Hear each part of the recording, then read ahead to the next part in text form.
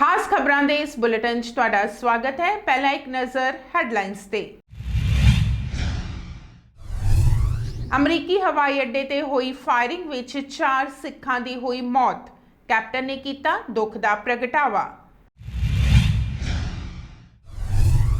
गुरनाम सिंह चड़ूनी ने कोरोना नूं लैके बीजेपी ते खड़े कीते सवाल। 26 जनवरी हिंसा मामले विच दीप सिद्धू नूं मिली जमानत। अफीम की खेती नाल किसान बन सकते ने लखपति, नवजोत कौर सिद्धू ने कहा। लालू प्रसाद यादव नूं मिली जमानत। पंजाब सरकार वालों कोरोना पॉजिटिव मरीजों नूं मुहैया करवाइयां जा रही ने फतेह किटां।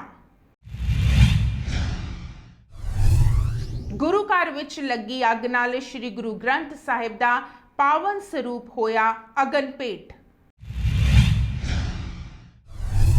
मंडी विच कनक दी खरीद ना होने कारण किसान अनमिथे समय लई बैठे भुख हड़ताल ते। हुण खबरां विस्तार नाल। अमरीका दे इंडियानापोलिस विच फैडेक्स ग्राउंड विच होई गोलीबारी विच 8 लोकां दी मौत हो गई है, जिस विच 4 सिख शामिल ने। पंजाब के मुख मंत्री कैप्टन अमरिंदर सिंह ने इस घटना ते दुख दा प्रगटावा कीता है। दस दईए कि अमरीका विच हुई इस अन्नेवाह फायरिंग विच 4 सिखां सने 8 लोकां दी मौत हो गई सी, जिन्हां विच 3 औरतां भी शामिल ने। मुख मंत्री ने ट्वीट करके इस दुखद घटना ते सोग प्रगटाया है। उन्होंने ट्वीट करके लिखा है, इंडियानापोलिस विच फैडेक्स ग्राउंड विच वड्डी गोलीबारी की घटना तो हैरान हाँ, जिस विच 4 सिखां सने 8 लोकां दी मौत हो गई है। इस दुख की घड़ी विच उन्हां दे परिवारां नूं ताकत दी प्रार्थना करो।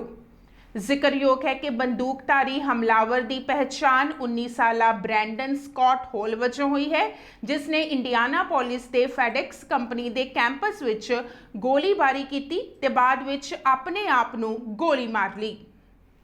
किसान आगू गुरनाम सिंह चड़ूनी ने बीजेपी के उत्ते तिखे सवाल खड़े किए ने। उन्होंने कहा है कि कोरोना के नां उत्ते किसानी अंदोलन नूं ढा लगाउण की कोशिश की जा रही है। उन्होंने यह भी कहा है कि बीजेपी किसानां नूं मार सकती है, गोलीबारी कर सकती है, पर किसानी अंदोलन नूं खत्म नहीं कर सकती ते ना ही किसान कोरोना के नां उत्ते अपना अंदोलन छड्डणगे। उन्होंने बीजेपी के उत्ते शब्दी हमले करदियां होया कहा है कि जेकर कोरोना का इन्ना ही खौफ है तो चोन प्रचार बंद किए जान, चुनावी रैलियां बंद कीतियां जान। उन्होंने यह भी कहा है कि जेकर बीजेपी किसानां नूं मारदी भी है तो यह सोच लैन कि आने वाले समय दे विच बीजेपी का पिंडां विच जाना औखा हो जाएगा। अगर वो ऑपरेशन क्लीन करते हैं, कह रहे हैं जबरदस्ती उठाएंगे, कोरोना आ गया बाय फोर्स उठाएंगे, मैं कहता हूं वो मार तो सकते हैं, गोलियां तो मार सकते हैं, लेकिन अगर वो ये कहे कि लोग उठ के घरों को चले जाएं तो भूल जाइए बीजेपी। अपना दिमाग ठीक कर ले बीजेपी। मार तो सकते हैं, 1000 को मार देंगे, 500 को मार देंगे, कोई बात नहीं है, लेकिन एक बात याद रखना, बीजेपी की जड़ें खुद जाएंगी। एक बार तो मार दोगे गोलियां, उसके बाद कहां जाएंगे? गांवों में जाएंगे ना, उसके बाद जनता में जाएंगे ना, फिर वहां क्या हाल होगा इनका? क्या घुसने देंगे लोग? क्या वहां पे जा पाएंगे? ये राजनीति करनी है इनको, इसलिए बीजेपी अपना दिमाग ठीक कर ले, किसी गलतफहमी में मत रहना। ये किसान है, इनके मारे पिट्टे से नहीं भागने वाले, लठ से नहीं भागने वाले, और तुम्हारे दम नहीं है इतना गोलियां मार दो तुम, और मार दोगे तो मार देना, यहीं पे शहीदियां होंगी। मरने के लिए आए हैं हम घर से, भागने के लिए नहीं आए। सुबह से कान पका दिए ऑपरेशन क्लीन, ऑपरेशन क्लीन, पता नहीं क्या करेंगे। ये बीजेपी क्लीन होगी, बीजेपी को देश से क्लीन कर देंगे, दोबारा ताउम्र निभा पाओगे सत्ता में। सुन ले बीजेपी वाला ध्यान से, आप ऐसे बनाना सोचते हैं ना जैसे आपने मुसलमानों को बदनाम कर दिया, इन्होंने कोरोना फैला दिया, इन्होंने कोरोना फैला दिया, इन्होंने कोरोना फैला दिया, मस्जिद से कोरोना फैल गया, हुआ खड़ा कर दिया। अब आप षड्यंत्र रच रहे हो, किसानों ने कोरोना फैला दिया, किसान नहीं मानते, किसान कोरोना फैलाएंगे। हमें पता है आपके षड्यंत्रों का, और दुनिया भी जानती है कोई कोरोना वरोना नहीं है, बीजेपी का दलाल हो गया कोरोना। ये अगर बीजेपी वाले ऐसे करा दो ना, पश्चिमी बंगाल में चुनाव बंद करा दो ना, अपने 5 स्टेट में चुनाव बंद, वहां नहीं कोरोना। कोरोना तो वहां भी है, जहां बीजेपी का चुनाव होता है, जहां बीजेपी ने भाषण देना होता है, वहां तो कोरोना नहीं होता। ये किसानों के नाम का कोरोना आ गया, हुआ खड़ा कर रहे हैं, खा में डरा रहे हैं लोगों को, फिर ताकि किसानों को बदनाम कराया जाए, किसान के आंदोलन को बदनाम कराया जाए। ये षड्यंत्र लंबे नहीं चला करते, काट की हंडी बार बार नहीं चढ़ती। आज दे रहे हैं खट्टर साहब बयान, किसान चले जाएं घरों को, फिर बैठ जाएं। अरे बात मान लो ना भाई, कौन सा हमने देश मांग लिया, कौन सी तुम्हारी जगीरें मांग ली, मान जाओ ना। क्या मांग लिया तुम्हारे से हमने? अपना अधिकार तो मांग रहे हैं, जिंदा रहने का अधिकार मांग रहे हैं। क्यों कोरोना में लागू किया था आपने? तब कोरोना नहीं दिखे आपको, तब आंखें बंद थी बीजेपी की। जब कोरोना में आपने अध्यादेश ले आए थे, देश उजड़ गया था। क्यों ले आए थे कोरोना के अंदर अध्यादेश? बताओ ना मेरे को, है कोई बीजेपी के पास जवाब? 26 जनवरी ਨੂੰ ਗਣਤੰਤਰ ਦਿਵਸ ਮੌਕੇ ਦਿੱਲੀ ਦੇ ਲਾਲ ਕਿਲਾ ਤੇ ਹੋਈ ਹਿੰਸਾ ਦੇ ਕੇਸ ਵਿੱਚ ਪੰਜਾਬੀ ਅਦਾਕਾਰ ਦੀਪ ਸਿੱਧੂ ਨੂੰ ਕੋਰਟ ਵੱਲੋਂ ਵੱਡੀ ਰਾਹਤ ਮਿਲੀ ਹੈ। ਦੱਸ ਦਈਏ ਕਿ ਦੀਪ ਸਿੱਧੂ ਨੂੰ ਦਿੱਲੀ ਦੀ 30 ਹਜ਼ਾਰੀ ਅਦਾਲਤ ਤੋਂ ਜ਼ਮਾਨਤ ਮਿਲ ਗਈ ਹੈ। ਉਹਨਾਂ ਨੂੰ 30,000 ਰੁਪਏ ਦੇ ਨਿੱਜੀ ਬੌਂਡ ਤੇ ਜ਼ਮਾਨਤ ਦਿੱਤੀ ਗਈ ਹੈ। ਦੱਸ ਦਈਏ ਕਿ ਇਸ ਤੋਂ ਪਹਿਲਾਂ ਸੋਮਵਾਰ ਨੂੰ ਅਦਾਲਤ ਨੇ ਇਸ ਮਾਮਲੇ ਵਿੱਚ ਫੈਸਲਾ ਰਾਖਵਾਂ ਰੱਖ ਲਿਆ ਸੀ। ਇਸ ਤੋਂ ਪਹਿਲਾਂ ਸੁਣਵਾਈ ਦੌਰਾਨ ਸਿੱਧੂ ਦੇ ਵਕੀਲ ਨੇ ਅਦਾਲਤ ਵਿੱਚ ਕਿਹਾ ਸੀ ਕਿ ਮਹਿਜ਼ ਹਾਜ਼ਰੀ ਲਗਾਉਣਾ ਉਸ ਦੇ ਮੁਅੱਕਲ ਨੂੰ ਗੈਰ ਕਾਨੂੰਨੀ ਤਰੀਕੇ ਨਾਲ ਭੀੜ ਇਕੱਠੀ ਕਰਨ ਦਾ ਦੋਸ਼ੀ ਨਹੀਂ ਬਣਾਉਂਦਾ ਤੇ ਉਹ ਇਮਾਨਦਾਰ ਨਾਗਰਿਕ ਹੈ ਜੋ ਵਿਰੋਧ ਪ੍ਰਦਰਸ਼ਨ ਵਿੱਚ ਸ਼ਾਮਲ ਸੀ। ਉਧਰ ਦਿੱਲੀ ਪੁਲਿਸ ਵੱਲੋਂ ਪੇਸ਼ ਹੋਏ ਸਰਕਾਰੀ ਵਕੀਲ ਨੇ ਦਾਅਵਾ ਕੀਤਾ ਕਿ ਸਿੱਧੂ ਨੇ ਹਿੰਸਾ ਨੂੰ ਅੰਜਾਮ ਦੇਣ ਤੇ ਤਿਰੰਗੇ ਦਾ ਅਪਮਾਨ ਕਰਨ ਦੇ ਉਦੇਸ਼ ਨਾਲ ਵਿਰੋਧ ਪ੍ਰਦਰਸ਼ਨ ਵਿੱਚ ਹਿੱਸਾ ਲਿਆ ਸੀ। ਗੈਰ ਕਾਨੂੰਨੀ ਤਰੀਕੇ ਨਾਲ ਲੋਕਾਂ ਨੂੰ ਇਕੱਠਾ ਕਰਨ ਵਿੱਚ ਸਿੱਧੂ ਦੀ ਮੁੱਖ ਭੂਮਿਕਾ ਸੀ। ਇੱਥੇ ਵੀ ਦੱਸ ਦਈਏ ਕਿ ਦੀਪ ਸਿੱਧੂ ਨੂੰ ਇੱਕ ਹੋਰ ਕੇਸ ਵਿੱਚ ਗ੍ਰਿਫਤਾਰ ਕਰ ਲਿਆ ਗਿਆ ਹੈ। ਡਾਕਟਰ ਨਵਜੋਤ ਕੌਰ ਸਿੱਧੂ ਨੇ ਅਫੀਮ ਨੂੰ ਲੈ ਕੇ ਇੱਕ ਵੱਡਾ ਬਿਆਨ ਦਿੱਤਾ ਹੈ। ਉਹਨਾਂ ਨੇ ਕਿਹਾ ਹੈ ਕਿ ਸਿੰਥੈਟਿਕ ਡਰੱਗਸ ਨੂੰ ਪ੍ਰਮੋਟ ਕਰਨ ਦੇ ਲਈ ਪੰਜਾਬ ਵਿੱਚ ਅਫੀਮ ਦੀ ਖੇਤੀ ਨੂੰ ਖਤਮ ਕੀਤਾ ਗਿਆ ਹੈ। ਉਹਨਾਂ ਨੇ ਕਿਹਾ ਹੈ ਕਿ ਸਿੰਥੈਟਿਕ ਡਰੱਗ ਦੇ ਕਾਰਨ ਹੀ ਨੌਜਵਾਨਾਂ ਦੀਆਂ ਮੌਤਾਂ ਹੋ ਰਹੀਆਂ ਨੇ। ਉਹਨਾਂ ਨੇ ਇਹ ਵੀ ਕਿਹਾ ਹੈ ਕਿ ਜੇਕਰ ਅਫੀਮ ਦੀ ਖੇਤੀ ਸ਼ੁਰੂ ਹੋ ਜਾਏਗੀ ਤਾਂ ਕਿਸਾਨ ਲੱਖਪਤੀ ਹੋ ਸਕਦੇ ਨੇ। ਅਫੀਮ ਦੀ ਖੇਤੀ ਰੋਕੀ ਕਿਉਂਕਿ ਸਿੰਥੈਟਿਕ ਡਰੱਗ ਫੈਲਾਣੀ ਸੀ ਪੰਜਾਬ 'ਚ ਤੁਸੀਂ, ਹੈ ਨਾ। ਜਦੋਂ ਤੱਕ ਫੀਮ ਚੱਲ ਰਹੀ ਸੀ ਸਿੰਥੈਟਿਕ ਡਰੱਗ ਨਹੀਂ ਸੀ ਵਿਕਰੀ, ਕੋਈ ਨਹੀਂ ਸੀ ਲੈ ਰਿਹਾ। ਸਭ ਨੂੰ ਪਤਾ ਸੀ ਵੀ ਮਰਦਾ ਨਹੀਂ ਹੈ ਜਵਾਕ, ਜੇ ਪਿਓ ਨੂੰ ਦਾਦੇ ਤੋਂ ਦੇਖਦਾ ਆਇਆ ਉਹ ਵੀ ਉਹ ਛੋਟੀ ਜਿਹੀ ਟੁਕੜਾ। ਸਰਕਾਰੀ ਸਪਲਾਈ ਕਿਉਂ ਆਂਦੀ ਸੀ ਵੀ ਸਾਡੇ ਡਾਕਟਰਾਂ ਕੋਲ, ਸਾਡੇ ਕੋਲ ਸਰਕਾਰੀ ਸਪਲਾਈ ਆਂਦੀ ਸੀ। ਅੱਜ 10 ਬੰਦੇ ਫੜ ਲਓ, 7 ਬੰਦੇ ਐਂਜ਼ਾਈਟੀ ਦਾ ਸ਼ਿਕਾਰ ਹੈ, ਡਿਪਰੈਸ਼ਨ ਦਾ ਸ਼ਿਕਾਰ ਹੈ, ਕੰਮ ਨਹੀਂ ਚੱਲ ਰਿਹਾ, ਕੁਝ ਨਹੀਂ ਚੱਲ ਰਿਹਾ, ਬਿਮਾਰ ਹੈ। ਅਗਲੇ ਨੂੰ ਪਤਾ ਥੋੜੀ ਜਿਹੀ ਇੰਨੀ ਕੁ ਫੀਮ ਲੈਂਦਾ ਸੀ, ਅੱਗੇ ਓਵਰਡੋਜ਼ ਵੀ ਹੋ ਜਾਂਦੇ ਸੀ, ਕੁਝ ਨਹੀਂ ਸੀ ਹੁੰਦਾ, ਦੂਜੇ ਦਿਨ ਖੜਾ ਹੁੰਦਾ ਸੀ। ਅੱਜ ਸਿੰਥੈਟਿਕ ਡਰੱਗਸ ਆਈਆਂ ਤਾਂ ਹੈ ਕਿਉਂਕਿ ਆਪਾਂ ਫੀਮ ਬੰਦ ਕੀਤੀ ਹੈ। ਸਿੰਥੈਟਿਕ ਡਰੱਗਸ ਦਾ ਧੰਦਾ ਚਲਾਉਣ ਲਈ ਫੀਮ ਦੀ ਖੇਤੀ ਬੰਦ ਕੀਤੀ। ਹਿਮਾਚਲ ਵੀ ਤਾਂ ਮੰਗ ਰਿਹਾ, ਹੁਣ ਇੱਥੇ ਆਲ ਇੰਡੀਆ ਕਿਉਂ ਨਹੀਂ ਰੂਲ ਲਾਗੂ ਕਰਦੇ?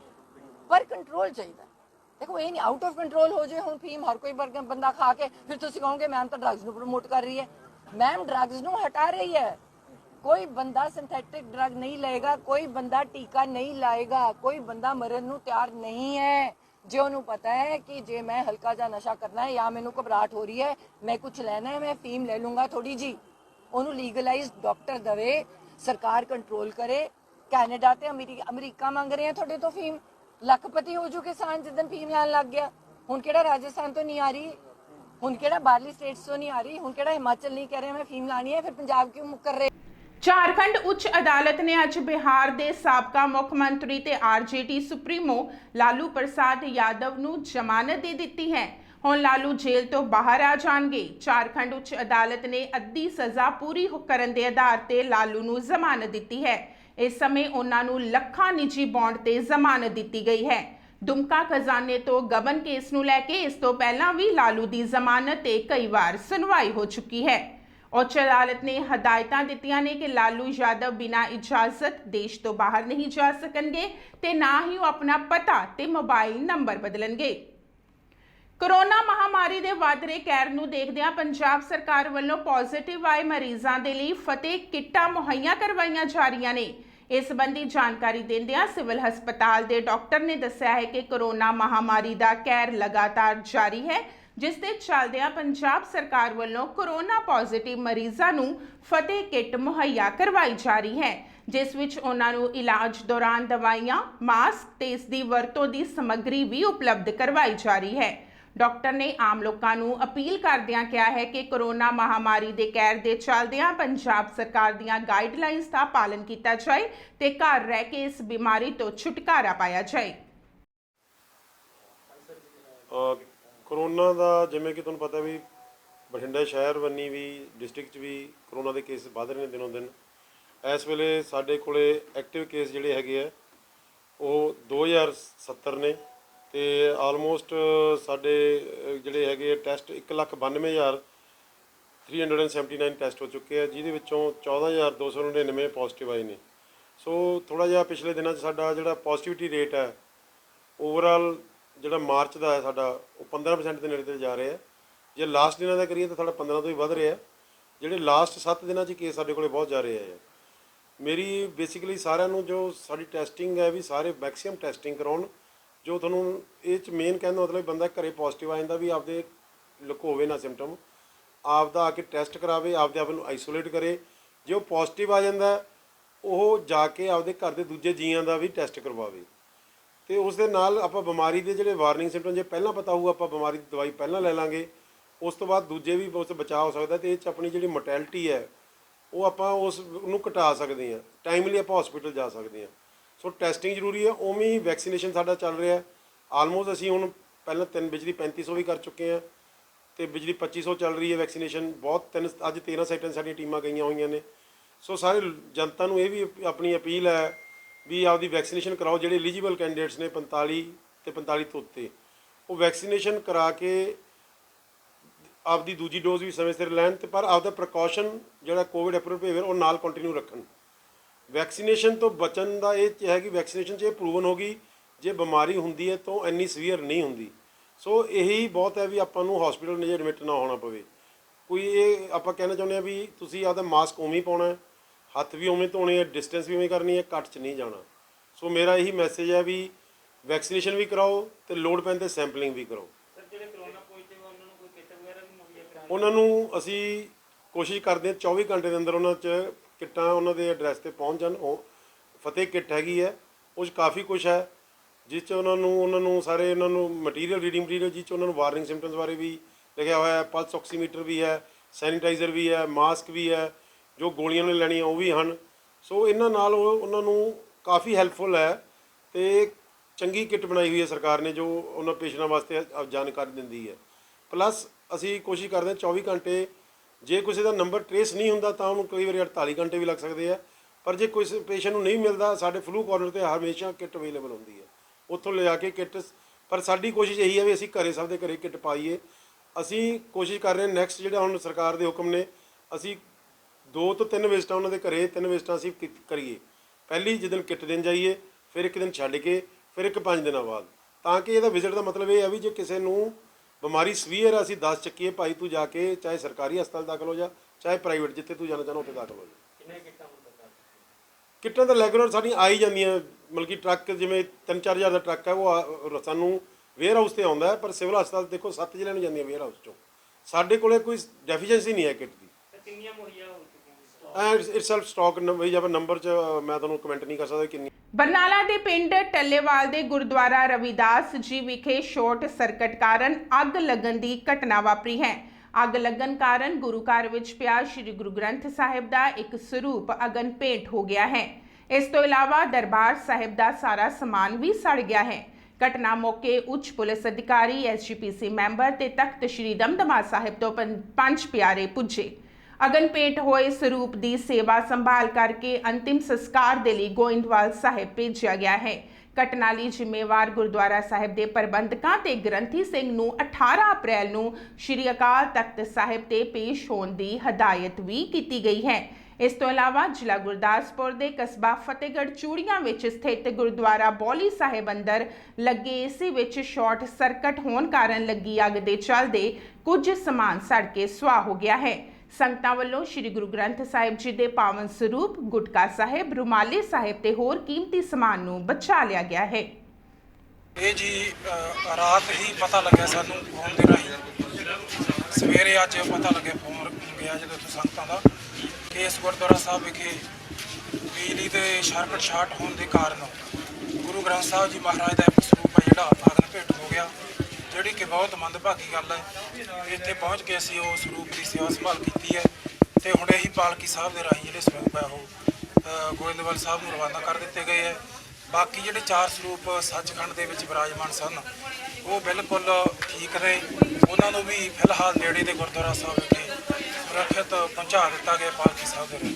ਪ੍ਰਬੰਧਕੀ ਅਣਗਹਿਲੀ ਜੀ ਬਹੁਤ ਵੱਡੀ ਹੈ, ਕਿਉਂਕਿ ਦੇਖੋ ਇੱਕ ਤਾਂ ਵਾਰ-ਵਾਰ ਪੁਰਜ਼ੋਰ ਇਹ ਗੱਲ ਦੱਸੀ ਵੀ ਜਾਂਦੀ ਹੈ ਵਾਰ-ਵਾਰ ਕਿ ਕਿਤੇ ਵੀ ਬਿਜਲੀ ਦਾ ਉਪਕਰਨ ਬਿਨਾਂ ਕਿਸੇ ਲੋੜ ਤੋਂ ਨਾ ਚਲਾਇਆ ਜਾਵੇ। ਸੋ ਇੱਥੇ ਇੱਕ ਤਾਂ ਪ੍ਰਬੰਧਕਾਂ ਦੇ ਮੁਤਾਬਕ LED ਵਗੈਰਾ ਵੀ ਚੱਲ ਰਹੀ ਸੀ, ਪੱਖੀ ਵਗੈਰਾ ਵੀ ਚੱਲ ਰਹੀ ਸੀ। ਜਿਹੜੀਆਂ ਜ਼ਿਆਦਾਤਰ ਘਟਨਾਵਾਂ ਅੱਗ ਲੱਗਣ ਦੀਆਂ ਉਹ ਪੱਖੀਆਂ ਤੋਂ ਹੀ ਹੁੰਦੀਆਂ ਨੇ।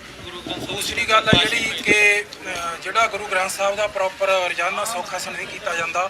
ਸਿੱਖ ਰਹਿਤ ਮਰਿਆਦਾ ਦੇ ਵਿੱਚ ਇਹ ਲਿਖਿਆ ਹੋਇਆ ਹੈ ਕਿ ਅੰਮ੍ਰਿਤ ਵੇਲੇ ਗੁਰੂ ਮਹਾਰਾਜ ਦਾ ਪ੍ਰਕਾਸ਼ ਹੋਵੇ ਮਰਿਆਦਾ ਦੇ ਨਾਲ, ਤੇ ਜਦੋਂ ਸੰਗਤ ਮੱਥਾ ਟੇਕਣ ਵਾਲੀ ਆਉਣੋਂ ਹਟ ਜੇ ਸ਼ਾਮ ਹੋ ਜਾਵੇ, ਰਹਿਰਾਸ ਸਾਹਿਬ ਦੇ ਪਾਠ ਤੋਂ ਸੋਹਿਲਾ ਸਾਹਿਬ ਦੇ ਪਾਠ ਤੋਂ ਉਪਰੰਤ ਗੁਰੂ ਮਹਾਰਾਜ ਦਾ ਸੁੱਖ ਆਸਣ ਕਰਨਾ ਜ਼ਰੂਰੀ ਹੈ ਸੱਚਖੰਡ ਸਾਹਿਬ ਦੇ ਵਿੱਚ। ਇਹ ਜੀ ਸਾਡੇ ਹਲਕਾ ਭਦੌੜ ਦਾ ਬੜਾ ਵੱਡਾ ਪਿੰਡ ਹੈ, ਟੱਲੇਵਾਲ ਪਿੰਡ ਹੈ, ਜਿਸ ਪਿੰਡ ਦੇ ਵਿੱਚ ਸੰਤ ਬਾਬਾ ਸੁੰਦਰ ਸਿੰਘ, ਲਾਲ ਸਿੰਘ, ਬਾਬਾ ਕਰਨੈਲ ਸਿੰਘ ਮੌਜੂਦਾ ਮਹਾਂਪੁਰਖ ਆ ਜਿਹੜੇ ਇਸ ਪਿੰਡ ਦੇ ਵਿੱਚ ਨਾਮ ਬਾਣੀ ਦਾ ਉਪਦੇਸ਼ ਕਰਦੇ ਨੇ, ਲੋਕਾਂ ਨੂੰ ਗੁਰਮਤਿ ਦੇ ਨਾਲ ਜੋੜਦੇ ਨੇ। ਇਸ ਟੱਲੇਵਾਲ ਪਿੰਡ ਦੇ ਵਿੱਚ ਰਵਿਦਾਸੀਆ ਭਾਈਚਾਰੇ ਨੇ ਬਹੁਤ ਹੀ ਮਾਨਯੋਗ ਸ਼੍ਰੋਮਣੀ ਭਗਤ ਰਵਿਦਾਸ ਜੀ ਦੇ ਨਾਂ ਦੇ ਉੱਤੇ ਗੁਰਦੁਆਰਾ ਸਾਹਿਬ ਬਣਾਇਆ ਹੋਇਆ।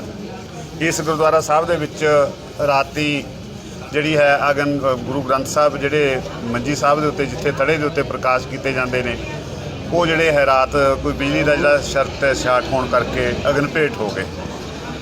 ਜਿੱਥੇ ਇਹ ਬਹੁਤ ਮੰਦਭਾਗੀ ਘਟਨਾ ਵਾਪਰੀ, ਦੁਖਦਾਈ ਘਟਨਾ ਵਾਪਰੀ ਹੈ, ਉੱਥੇ ਪ੍ਰਬੰਧਕਾਂ ਦੀ ਐਡੀ ਵੱਡੀ ਅਣਗਹਿਲੀ ਹੈ ਕਿ ਗੁਰੂ ਗ੍ਰੰਥ ਸਾਹਿਬ ਮਹਾਰਾਜ ਪ੍ਰਕਾਸ਼ ਹੀ ਸਨ।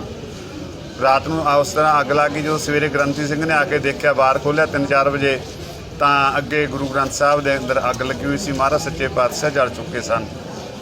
ਤੇ ਜਦੋਂ ਸਾਨੂੰ ਪਤਾ ਲੱਗਿਆ, ਮੈਂ ਵੀ ਸੀ ਅੰਮ੍ਰਿਤਸਰ ਸਾਹਿਬ ਸੀ, ਮੈਂ ਵੀ ਉੱਥੇ ਉਹਦੇ ਫੌਰਨ ਭੱਜਿਆ। ਸਾਰੇ ਅਸੀਂ ਇਕੱਠੇ ਹੋਏ, 5 ਪਿਆਰੇ ਸਾਹਿਬਾਨ ਨੂੰ ਤਖਤ ਸਾਹਿਬ ਤੋਂ, ਦਮਦਮਾ ਸਾਹਿਬ ਤੋਂ ਬੁਲਾਇਆ, ਮੈਨੇਜਰ ਸਾਹਿਬ ਨੂੰ, ਤੇ ਇੱਥੇ ਸਾਰਾ ਸਮੁੱਚਾ ਜਿਹੜਾ ਸਟਾਫ ਸੀ ਉਹ ਆਇਆ, ਪ੍ਰੈਸ ਆਈ, ਪੁਲਿਸ ਆਈ। ਤਾਂ ਜਦੋਂ ਸਾਰੀ ਆ ਕੇ ਇਨਕੁਆਇਰੀ ਕੀਤੀ, ਤਹਿਕੀਕਾਤ ਕੀਤੀ, ਤਾਂ ਪਤਾ ਇਹ ਚੱਲਿਆ ਕਿ ਗ੍ਰੰਥੀ ਸਿੰਘ ਨੇ ਦੱਸਿਆ ਕਿ ਮੇਰਾ ਸਰੀਰ ਠੀਕ ਨਹੀਂ ਸੀ, ਮੈਂ ਰਾਤ ਮਹਾਰਾਜ ਸੁਖਾਸਨ ਇੱਥੇ ਹੀ ਛੱਡ ਦਿੱਤੇ ਸੀ, ਸੁਖਾਸਨ ਕਰ ਦਿੱਤੇ ਸੀ। ਪਰੰਤੂ ਜਦੋਂ ਹਾਲਾਤ ਦੇਖੇ ਉੱਥੇ ਤਾਂ ਗੁਰੂ ਗ੍ਰੰਥ ਸਾਹਿਬ ਸੁਖਾਸਨ ਵੀ ਨਹੀਂ ਸਨ, ਪ੍ਰਕਾਸ਼ ਸਨ, ਥੜੇ ਦੇ ਉੱਤੇ ਪ੍ਰਕਾਸ਼ ਹੀ ਸਨ। ਜਦੋਂ ਗ੍ਰੰਥੀ ਸਿੰਘ ਨੂੰ ਥੋੜਾ ਪੁੱਛਿਆ ਗਿਆ ਵੀ ਇਹ ਸੱਚ ਬੋਲ, ਤਾਂ ਉਹਨੇ ਦੱਸ ਦਿੱਤਾ ਵੀ ਜੀ ਹਾਂ, ਕਦੇ ਕਦੇ ਅੱਗੇ ਵੀ ਇਸ ਤਰ੍ਹਾਂ ਹੀ ਰਹਿ ਜਾਂਦੇ ਸਨ। ਸਰਹੱਦੀ ਕਸਬਾ ਖੇਮਕਰਨ ਦੀ ਦਾਣਾ ਮੰਡੀ ਵਿੱਚ ਕਣਕ ਦੀ ਖਰੀਦ ਨਾ ਹੋਣ ਕਰਕੇ ਕਿਸਾਨ ਅਣਮਿੱਥੇ ਸਮੇਂ ਦੇ ਲਈ ਭੁੱਖ ਹੜਤਾਲ ਤੇ ਬੈਠ ਗਏ ਨੇ। ਧਰਨੇ ਤੇ ਬੈਠੇ ਭਾਰਤੀ ਕਿਸਾਨ ਯੂਨੀਅਨ ਰਾਜੇਵਾਲ ਦੇ ਕਿਸਾਨ ਆਗੂ ਪ੍ਰਗਟ ਸਿੰਘ ਨੇ ਦੱਸਿਆ ਹੈ ਕਿ ਪੰਜਾਬ ਸਰਕਾਰ ਵੱਲੋਂ 10 ਤਰੀਕ ਨੂੰ ਖਰੀਦ ਸ਼ੁਰੂ ਹੋ ਚੁੱਕੀ ਹੈ, ਪਰ ਸਿਸਟਮ ਦੀ ਲਾਪਰਵਾਹੀ ਕਾਰਨ 1 ਹਫ਼ਤਾ ਹੋ ਗਿਆ ਹੈ ਕਿਸਾਨ ਮੰਡੀਆਂ ਵਿੱਚ ਬੈਠੇ ਨੇ, ਪਰ ਮੰਡੀ ਵਿੱਚ ਨਾ ਕੋਈ ਬਾਰਦਾਨਾ ਹੈ ਤੇ ਨਾ ਹੀ ਕੋਈ ਖਰੀਦ ਹੋ ਰਹੀ ਹੈ। ਉਹਨਾਂ ਨੇ ਕਿਹਾ ਹੈ ਕਿ ਪਹਿਲਾਂ ਹੀ ਸਮੇਂ ਤੋਂ ਸਰਕਾਰਾਂ ਤੋਂ ਆਪਣੇ ਹੱਕ ਲੈਣ ਦੇ ਲਈ ਕਿਸਾਨ ਸਰਹੱਦਾਂ ਤੇ ਡਟੇ ਹੋਏ ਨੇ ਤੇ ਦੂਜੇ ਪਾਸੇ ਪੰਜਾਬ ਸਰਕਾਰ ਵੀ ਕਿਸਾਨਾਂ ਵੱਲ ਧਿਆਨ ਨਹੀਂ ਦੇ ਰਹੀ ਹੈ। ਉਹਨਾਂ ਨੇ ਕਿਹਾ ਹੈ ਕਿ ਹੱਕ ਆਪੇ ਨਹੀਂ ਮਿਲਦੇ ਬਲਕਿ ਲੈਣੇ ਪੈਂਦੇ ਨੇ, ਇਸ ਲਈ ਕਿਸਾਨ ਅਣਮਿੱਥੇ ਸਮੇਂ ਦੇ ਲਈ ਭੁੱਖ ਹੜਤਾਲ ਤੇ ਬੈਠ ਗਏ ਨੇ। ਦੇਖੋ ਜੀ, ਸਰਕਾਰ ਤੋਂ ਸਾਡੀ ਮੰਗ ਆ, ਮੋਦੀ ਸਰਕਾਰ ਤੋਂ ਵੀ ਤੇ ਪੰਜਾਬ ਸਰਕਾਰ ਤੋਂ। ਇਹ ਜਿਹੜਾ ਵਿੱਚ ਰੇੜਕਾ ਹੈ ਬਰੀਕ ਦਾਣੇ ਦਾ, ਵੇਖੋ ਜੱਟ ਨੇ ਜਾਂ ਕਿਸਾਨ ਨੇ ਕੋਈ ਮਸ਼ੀਨ ਤੱਕ ਲਾਈ ਨਹੀਂ ਕਿ ਕੋਈ ਇਹੋ ਜਿਹੀ ਵੀ ਦਾਣੇ ਬਣਾਉਣ ਵਾਲੀ ਵੀ ਜਿਹਦੇ ਨਾਲ ਇਹ ਜੱਟ ਨੇ ਜਾਣ ਬੁੱਝ ਕੇ ਦਾਣੇ ਜੇ ਇੱਕ ਪਤਲੇ ਕੀਤੇ ਆ। ਇਹ ਤਾਂ ਪਹਿਲੋਂ ਲੈ ਕੇ ਦਾਣਿਆਂ ਦੇ ਵਿੱਚ ਜਿਹੜਾ ਛੋਟਾ ਮੋਟਾ ਕੱਟ ਜਾਂ ਬਰੀਕ ਦਾਣੇ ਆ ਕੁਦਰਤ ਵੱਲੋਂ ਬਣਾਈ ਚੀਜ਼ ਆ, ਤੇ ਮੌਸਮ ਦੀ ਖਰਾਬੀ ਥੋੜੀ ਬਹੁਤੀ ਕੋਈ ਹੋ ਸਕਦੀ ਹੈ ਇਹੋ ਜਿਹੀ, ਪਰ ਬਾਕੀ ਸਾਰੇ ਪੰਜਾਬ ਦੇ ਵਿੱਚ ਜਿਹੜੀ ਖਰੀਦ ਹੋ ਰਹੀ ਆ। ਔਰ ਸਾਡੇ ਏਰੀਏ ਦੇ ਵਿੱਚ ਜਿਹੜਾ ਖੇਮਕਰਨ ਆ, ਅਮਰਕੋਟ ਆ, ਭਿੱਖੀਵਿੰਡ ਆ ਔਰ ਝਬਾੜ ਆ, ਇਸ ਏਰੀਏ ਦੇ ਵਿੱਚ ਜਿਹੜੀ ਸਾਰੀ ਖਰੀਦ ਜਿਹੜੀ ਆ ਉਹ ਬੰਦ ਆ। ਅਸੀਂ ਇਹਦੇ ਵਿਰੋਧ ਦੇ ਵਿੱਚ, ਇਹਦੇ ਮਤਲਬ ਰੋਸ ਵਜੋਂ ਜਿਹੜਾ ਕੱਲ ਦਾ ਭੁੱਖ ਹੜਤਾਲ ਤੇ ਬੈਠੇ ਆ ਔਰ ਲਗਾਤਾਰ ਸਾਡੀ ਜਿਹੜੀ ਆ ਭੁੱਖ ਹੜਤਾਲ ਜਾਰੀ ਰਹੇਗੀ। ਅੱਜ 17 ਤਰੀਕ ਹੋ ਚੁੱਕੀ ਆ, 10 ਤਰੀਕ ਦੀ ਸਰਕਾਰ ਨੇ ਜਿਹੜੀ ਆ ਖਰੀਦ ਜਿਹੜੀ ਆ ਸ਼ੁਰੂ ਕੀਤੀ ਆ ਆਪਣੇ ਬਿਆਨਾਂ ਦੇ ਵਿੱਚ। ਪਰ ਇੱਥੇ ਵੇਖ ਲਓ ਤੁਸੀਂ, ਮੰਡੀ ਦੇ ਵਿੱਚ ਘੁੰਮ ਕੇ ਵੇਖ ਲਓ ਪੱਤਰਕਾਰ, ਜੇ ਤੁਸੀਂ ਆਪਦਾ ਕੈਮਰਾ ਉੱਧਰ ਲੈ ਜਾਓ, ਇੱਕ ਵੀ ਜਿਹੜਾ ਕਿਲੋ ਦਾਣੇ ਜਾਂ ਇੱਕ ਵੀ ਤੋੜਾ ਜਿਹੜਾ ਸਰਕਾਰ ਨੇ ਖਰੀਦ 'ਚ ਆਪਣਾ ਖਰੀਦਿਆ ਹੋਵੇ ਤੇ ਅਸੀਂ ਆਪਣਾ ਇਸ ਗੱਲ ਦੇ ਜ਼ਿੰਮੇਵਾਰ ਆ। ਅਸੀਂ ਇੱਥੇ ਤਾਂ ਨਾ ਕੋਈ ਬਾਰਦਾਨਾ ਆਇਆ ਔਰ ਨਾ ਕੋਈ 10 ਤਰੀਕ ਹੋ ਗਿਆ, 7 ਦਿਨ ਸਰਕਾਰ ਨੂੰ 7 ਦਿਨ ਹੋ ਗਏ ਖਰੀਦ ਨੂੰ ਸ਼ੁਰੂ ਕੀਤਿਆਂ, ਪਰ ਇੱਕ ਵੀ ਇੰਸਪੈਕਟਰ ਜਿਹੜਾ ਉਹਨੇ ਮੰਡੀ ਦੇ ਗੇਟ ਦੇ ਐਂਟਰੀ ਨਹੀਂ ਅਜੇ ਤੱਕ ਮਾਰੀ। ਖਰੀਦ ਤਾਂ ਉਹਨੇ ਕੀ ਕਰਨੀ ਹੈ। ਅਸੀਂ ਜਿਹੜੀ ਆ ਲਗਾਤਾਰ ਭੁੱਖ ਹੜਤਾਲ ਜਿਹੜੀ ਆ ਇਹ ਜਾਰੀ ਕੀਤੀ ਆ ਔਰ ਇਸ ਜਿਹੜਾ ਆਪਦਾ ਐਕਸ਼ਨ ਆ ਇਹਨੂੰ ਅਸੀਂ ਆਪਦੀ ਹਾਈ ਕਮਾਂਡ ਔਰ ਰਾਜੇਵਾਲ ਸਾਹਿਬ ਨਾਲ ਵੀ ਜਿਹੜੀ ਸਾਡੀ ਗੱਲ ਹੋ ਚੁੱਕੀ ਆ ਔਰ ਅਸੀਂ ਇਹਨੂੰ ਵਿਚਾਰ ਕਰਾਂਗੇ। ਔਰ ਡੀਸੀ ਦਫ਼ਤਰ ਦੇ ਸਾਹਮਣੇ ਵੀ ਕੱਲ ਸਾਨੂੰ ਇੱਥੇ ਅਫਸਰ ਸਾਹਿਬ ਆਏ ਸਨ, ਤਹਿਸੀਲਦਾਰ ਜਿਹੜੇ ਡੀਸੀ ਸਾਹਿਬ ਨੇ ਭੇਜੇ ਸਨ ਔਰ ਸਾਡਾ ਅੱਜ ਦਾ ਪ੍ਰੋਗਰਾਮ ਸੀ ਅਸੀਂ ਡੀਸੀ ਦਫ਼ਤਰ ਦੇ ਸਾਹਮਣੇ ਜਿਹੜਾ ਅੱਜ ਵੀ 5 ਬੰਦਿਆਂ ਜਿਹੜੀ ਆ ਭੁੱਖ ਹੜਤਾਲ ਉੱਥੇ ਜਾਰੀ ਕਰਨੀ ਸੀ, ਪਰ ਤਹਿਸੀਲਦਾਰ ਸਾਹਿਬ ਵੱਲੋਂ ਔਰ ਡੀਸੀ ਸਾਹਿਬ ਵੱਲੋਂ ਸਾਨੂੰ ਭੇਜੇ ਹੋਏ ਨੁਮਾਇੰਦੇ ਜਿਹੜੇ ਤਹਿਸੀਲਦਾਰ ਸਾਹਿਬ ਇੱਥੇ ਆਏ ਸੀ, ਉਹਨਾਂ ਵਿਸ਼ਵਾਸ ਦਿਵਾਇਆ ਵੀ ਕੱਲ ਨੂੰ ਜਿਹੜੀ ਆ ਇੱਥੇ ਕਣਕ ਦੀ ਖਰੀਦ ਕੀਤੀ ਜਾਊਗੀ। ਇਸ ਕਰਕੇ ਅਸੀਂ ਜਿਹੜਾ ਅੱਜ ਦਾ ਡੀਸੀ ਦਫ਼ਤਰ ਦੇ ਸਾਹਮਣੇ ਭੁੱਖ ਹੜਤਾਲ ਦਾ ਪ੍ਰੋਗਰਾਮ ਸੀ ਉਹਨੂੰ ਮੁਲਤਵੀ ਅਸੀਂ ਕੀਤਾ ਕੱਲ ਤੱਕ। ਔਰ ਜੇ ਕੱਲ ਤੱਕ ਸ਼ਾਮ ਤੱਕ ਖਰੀਦ ਨਹੀਂ ਹੁੰਦੀ, ਅਸੀਂ ਕੱਲ ਨੂੰ ਡੀਸੀ ਦਫ਼ਤਰ ਦੇ ਸਾਹਮਣੇ ਵੀ 5 ਬੰਦੇ ਜਿਹੜੇ ਆ ਭੁੱਖ ਹੜਤਾਲ ਤੇ ਬੈਠਾਂਗੇ। ਇਹ ਸਨ ਕੁਝ ਖਾਸ ਖਬਰਾਂ। ਨਵੀਆਂ ਖਬਰਾਂ ਲੈ ਕੇ ਫਿਰ ਹਾਜ਼ਰ ਹੋਵਾਂਗੇ। ਆਗਿਆ ਦਿਓ। ਧੰਨਵਾਦ।